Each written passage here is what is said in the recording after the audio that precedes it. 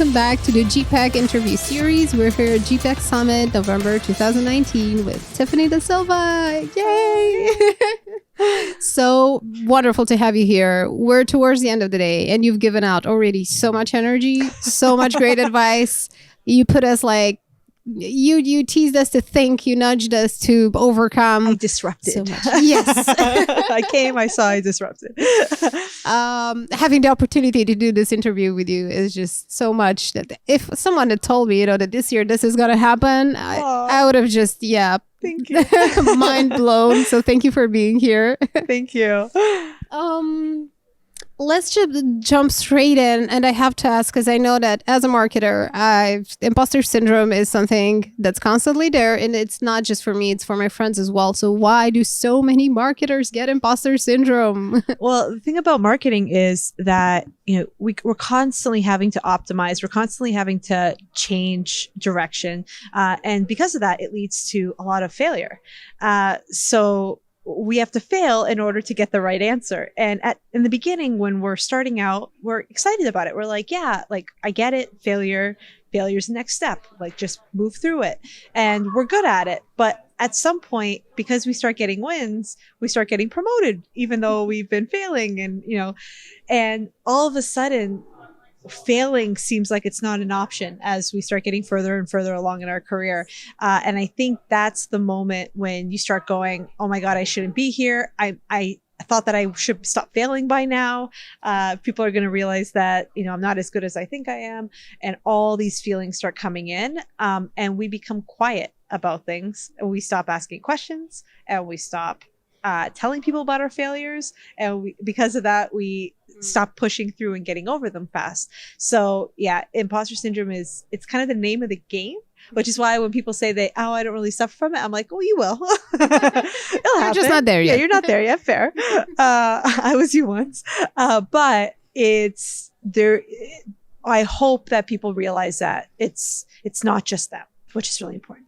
It is so true. Not just talking about it, but also realizing that it's something that you build up in your head and it keeps you from growing, because that's what I see happening. And I'm very curious, how you saw imposter syndrome affecting your work, because you talked about it on stage earlier today. And I think that makes a big difference for someone to be able to be vulnerable about these things and show them that you can survive these periods. Yes. And that it's temporary and that you can handle it and manage it. So, for me, sorry, I have a thing in my throat.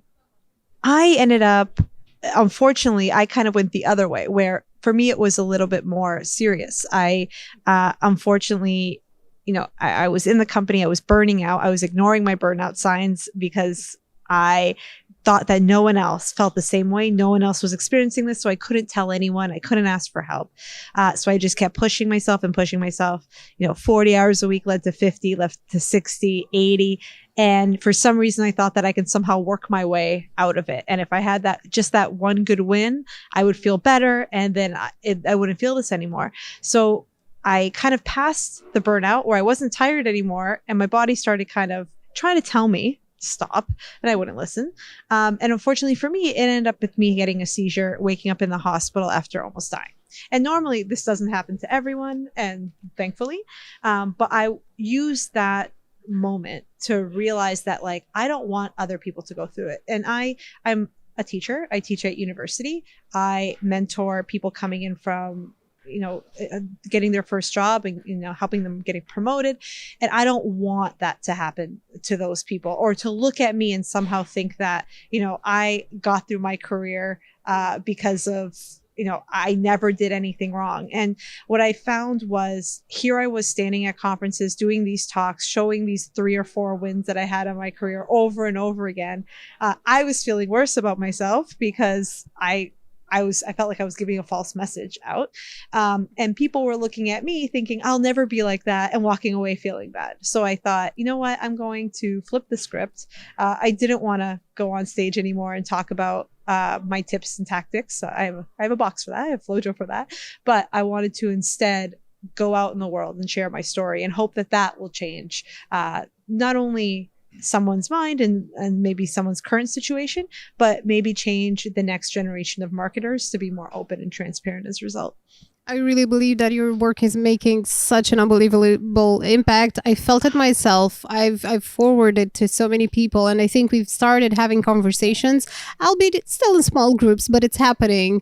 And this change in mentality, I think, is going to be so much healthier for all of us, because we can then set benchmarks that are realistic for both ourselves and others, and expectations that are realistic, and start celebrating wins a bit more, and not beating ourselves up so much about our failures. And also what I found is, if we're like that, and if we're, closed up and we're not sharing how we're feeling, it's causing us to teach the people that we manage to be the same way. And you're creating this kind of a little bit of a hostile environment. And with that hostile environment, it means that you're not being open enough to even invite new people into marketing. And the thing about the marketing world is we're speaking to people, and we have the ability to change people's lives. But we can't do that if we're not diverse enough. We're not accepting of other people. We're not accepting of, and I'm not saying it's just race or sexuality. I'm talking economics. Like, there's so many people who maybe don't have a formal education that we're not allowing in the seat next to us, when I've learned more sometimes from those people than, people who have PhDs in what I do, right? It's about people with disabilities. We're not allowing them in the room when maybe that they have something to say and they have something to teach us that could change the way we market to people with disabilities. I think that by imposter syndrome is that first step, that when we start being open to each other and we start sharing, then maybe we can be a little bit more accepting. We can be more accepting of us, but also to others as a result. And that will just hopefully change every generation from there on. And it's doing that difficult work, because it's not easy, of accepting these things about ourselves, of our shortcomings, our biases, and just living with them and pushing through them, and kind of breaking them apart. And it's also a lot easier when you start, getting support from others, and when you click on these things and just start cultivating a better mental health, because I guess that's a very big part of it. So I know that it's time to talk about the Shine Crew and about the group, and how it helped you as both a marketer, in your personal professional life. It's not a distinction that we have anymore, and how being part of this community helped you, and why marketers should find kind of their groups, their tribes, where to have these conversations with. So to give some background on the Shine Crew, when I was feeling really low and in a company where I was completely burnt out, I had gone to a conference, and I was speaking at this conference and feeling very out of touch. And Joanna Weeb, who's, Miss Famous Marketer, wonderful, sits next to me, and I had bought every single one of her ebooks. I was just like obsessed with her, and she's sitting next to me, and I'm going, I can't even look at her. I can't even talk to her. I kind of feel the same way about Ryan Holiday tomorrow. I just want him to be there. Same. I'm like, I just want to look at you. Please don't look at me. But she was so nice, and she kind of offered, wanted to know more about me. And I had this little voice in my self that I wanted to ask her about failure, but I didn't know how. But I just decided, and thankfully I decided to be courageous at that point and a little bit brave. And I asked her if she ever felt like a failure or ever felt like a fraud, which is a weird question to ask someone you look up to. And she looked at me and said, all the time. And that started a conversation which included Angie Schultz-Muller, who was here today, and all these other women who eventually joined this crew, where we realized that we were all facing this thing, and no one wanted to talk about it. And we didn't know how much each other were making, and we didn't know. And when you don't know how much others are making, you can't really create goals, especially knowing women are making 30% less than men on average. It's like, we don't even know what the bar is. We're not even part of. So we talked about how we would love a group that we can share those things. And what's funny about it is we created this Shine Crew. Years later, I went back and kind of was wondering when the origin started. And I had thought it was Joanna, because, I had kind of thought of that moment as being so crucial. And she goes, no, it was you. Like, you created Shine Crew. You're the one that put us together, which I couldn't believe that I had done it. I was really proud of the fact that I was courageous enough in that moment. And what a Shine Crew is, especially with women, it's based on the Shine Theory idea from the podcast called Your Girlfriend, where women are never going to succeed unless we start helping each other and stop competing with each other. So that means sharing your finances. That means helping each other get work opportunities and carrying on. So I believe that by creating this group this Shine crew and being honest and transparent no matter what. And sometimes having really hard conversations that we could actually be better. And I can tell you the first time I sat down and we started talking about finances and our goals, I remember sitting around some of these marketing women that, we see at every conference who are part of the group and going, I will never be what they are. They are so far ahead.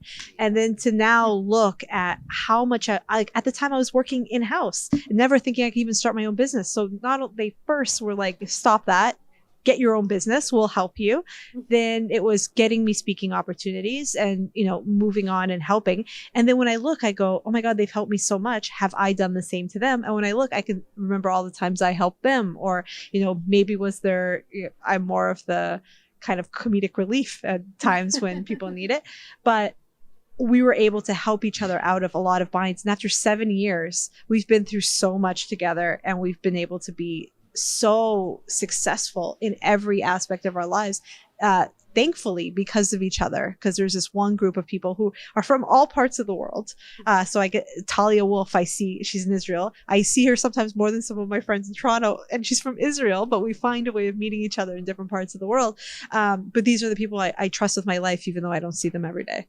That is a beautiful experience, and thank you for sharing so much of that with us. I think we need so much of this in our lives, and all of you who are part of the Shine crew are those types of goals, let's say, for me and other friends as well. And we actually, as I was telling you right before the interview, we ended up creating a Shine crew of our own that's kind of shaped by your example, and it's made a huge difference in our lives, the same, helping us cultivate better habits, better mental health, just better businesses as well that we're proud of, and just empowering each other. So you're setting a great example that works and that not only inspires but also drives action, which I think is absolutely fantastic. Thank you.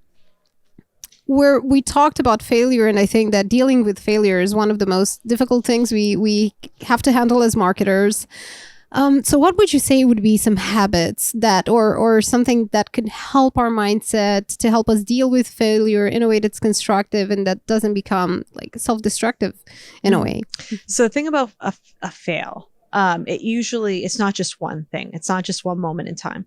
I realized even though I had gone through this kind of weird burnout and I quit my job out of nowhere, that it wasn't about that moment of quitting my job that had caused everything. It was actually, if I took a step back, I realized that I had this verbal or mental diarrhea, I would say, that was just like this, I'll swear, shit, that was just rolling through my head all the time, this negative self-talk. And I was saying, when I actually, I went to a coach and she had told me, I want you to write down everything that you say to yourself on a regular basis, and maybe put an alarm on your phone. And I suggest everyone who is watching this to do the same. Write down all the things that you're saying to yourself on a daily basis when you catch yourself like kind of talking to yourself. And what I found was, on an average day, I was saying, you're ugly, you're not smart, you're fat, you're this, you don't know why people even like you, you're not funny, you're not this. And I just saw that list at the end of the day and said, I would not say this to another human being. Why am I saying it to myself? And when I saw it in black and white like that, I realized, like, okay, what is happening? Like, am I going crazy? Am I depressed? And I'm not. And I realized other people were doing the same thing too. Yes. And so it was that moment where I said, okay, enough is enough. I need to do the opposite. So I took every sentence and I found what the opposite of that would be. And it was, I have valuable things to say. I love my body. And it was just like all these things. And I memorized that list so that when I said something, I would shift. And at first, it was weird because when I first did it, and I was doing it kind of, forcing myself to do it. I almost got euphoric. And I realized that's what happens when you actually have positivity running through your veins. And it's such a different moment. And it changed who I was walking down the street actually with a smile on my face, and rather than, head down in the city, not making eye contact. And then I said, okay, there's something to this. But as I started, you go through life, you stop doing it. So I realized this needs to be something I do regularly. Also, there were some sentences where I couldn't. I didn't believe them even when they were put in the positive. And I realized that's the place I need to start. And for me, it was the body, my body image. And so I decided, you know what, if it's so important to you that if you're thinking of this negative thing every single day, is it worth it to not do anything about it? And I realized at that point, no, I need to like maybe change my diet, maybe become more healthy. And I realized as soon as I started even just taking steps to do so, I started feeling better about myself because I was attacking the biggest problem I had. And for some, I find that maybe they're not good at SEO and they just feel so bad about it. Well, maybe it's time you might not have a lot of money, but maybe it's time to start taking courses and doing that. Or maybe it's time to start reading a book about it or telling yourself you're going to do this because it's that important to you and you're thinking negative thoughts about it.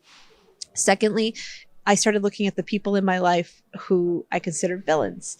And they're not villains in that, they're mean to me or I have bullies, but people that just made me feel bad and made me not feel like I was, like doing what I'm supposed to be doing.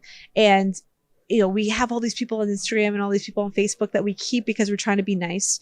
But every day it's almost like an attack on us, an attack on our, and I had to start muting people. I had to start unfollowing people more for my mental sanity because watching them, and they were doing nothing wrong, but watching them made me feel like I was less than as a result. And I realized that it may be uncomfortable to have those conversations. Someone's like, you unfollowed me, what happened?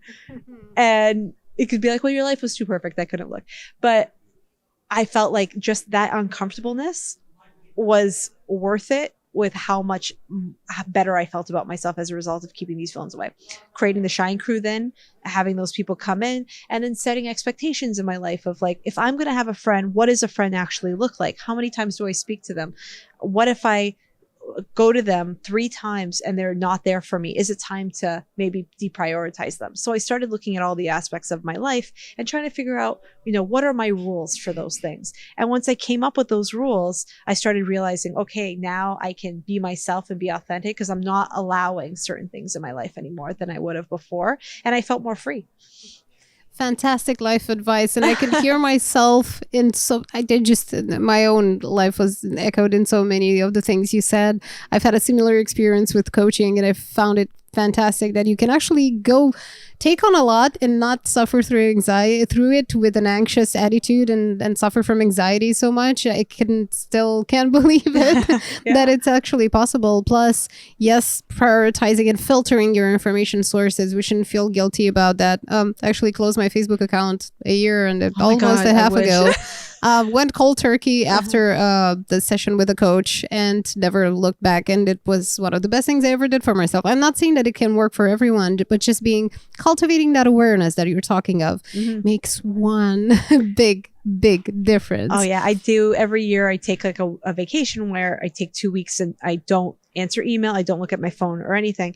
And there's this moment when I come back and I have to turn that on that I feel this like whoosh of anxiety come back of like, and I realize just how much this little thing can kind of, take over our emotions in so many ways. And I think having that, even though I need it for my work and stuff, having that little moment of reprieve where I know what it's like, I can live without it. And sometimes I have clients that are mad at me, or maybe they've been upset at my out of office that says, I'm not answering, but then I know who I want to work with and I create expectations based on that as well. So I think that it's really helpful for me to kind of take those steps back so that I know that feeling of what it does. What am I actually putting myself into when I turn on that phone? What is those emotions that come with it? So you're such a wonderful example that a marketer can work and be successful by setting healthy boundaries and not by being plugged into everything at all the time and burning out constantly, because that's no way to live and that's no way to